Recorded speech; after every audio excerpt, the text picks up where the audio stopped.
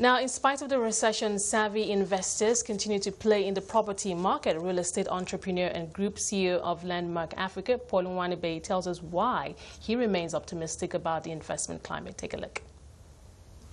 So I still firmly believe in the fundamentals of the economic story of Nigeria, because I'm a big believer in the demographic dividend. So, it is a country that has so much about it, yet it's still so underdeveloped. There's so much to do. So whether it's in terms of housing infrastructure, road infrastructure, rail infrastructure, from a property development aspect, offices, schools, restaurants, retail, leisure, there's still so much to do in terms of numbers of people to actually facilities, the square footage of facility. So that's the first thing, is the fundamentals remain the same, even though we have challenges now with sort of foreign currency, supply chain, importation issues, and cash flows. But the fundamentals are good. But how exactly are those challenges impacting on the way you do business? A lot of ways. So someone used to tell me that business is like the seasons. You can't, in winter and summer, you can't dress the way you do in winter, the way you do in summer.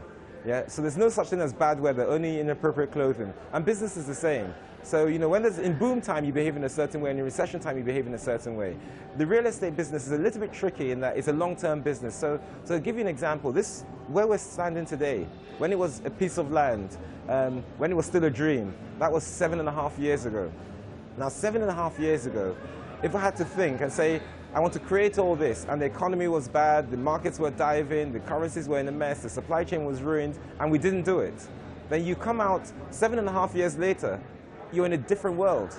So the biggest thing in real estate is to predict the future.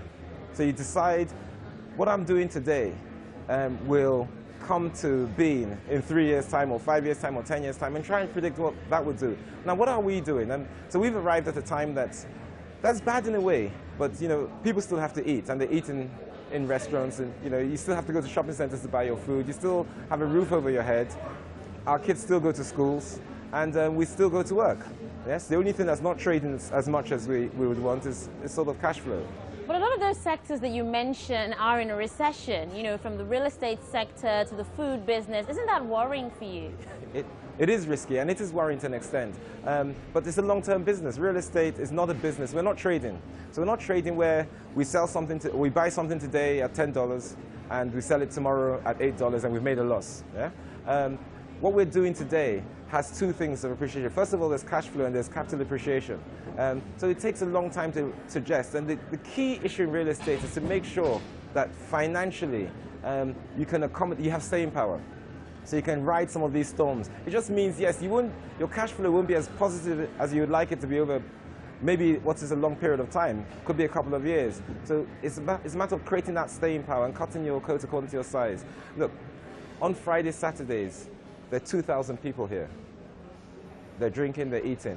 The problem is we want to see 2,000 people here on Mondays, Tuesdays, Wednesdays, Thursdays, and Fridays. But that happens 2-3 times a week. So people do still have to entertain themselves. You couldn't really just go sit at home, watch the news, and hear about the foreign exchange declining. So what else is in the works for the Landmark umbrella in regards to investing? So we're trying to do two things. We're trying to create a destination. So we've brought in some of the global brands in here. We've brought some of the attractions that bring people of all different ages and different lifestyles. So whether it's the retail, whether it's food, whether it's leisure, from the events business, and obviously we have an office business. We're about to set up an IMAX cinema here with Filmhouse. We're about to set up a children's play scheme as well. So there are a number of things that are literally designed to span all ages, all sectors of the environment. And so we'll see how that goes. So it's a real mixed-use environment. That was Paul Onwuanibe, real estate entrepreneur and group CEO of Landmark Africa.